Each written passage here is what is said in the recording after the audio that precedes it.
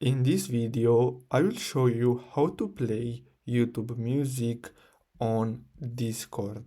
So basically, what you're gonna have to do is simply open your browser and then simply search for Joki Music Bot. Now you're gonna have to simply open this one here from top.gg, and then you're gonna get redirected here to this website. Now, what you're gonna have to do next is simply click on invite, and basically you're gonna have to choose your Discord server.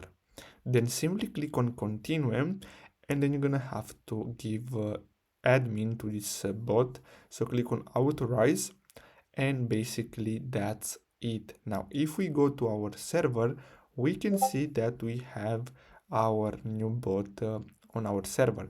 So basically, as you can see here, you have some basic commands. So in order to play YouTube Music, what you're gonna have to do is simply enter this command here. So as you can see, play a track by link or search term.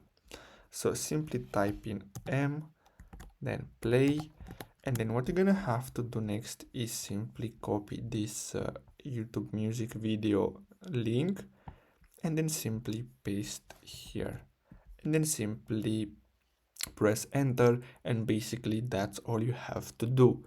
So I really hope you found this video helpful. Thanks for watching.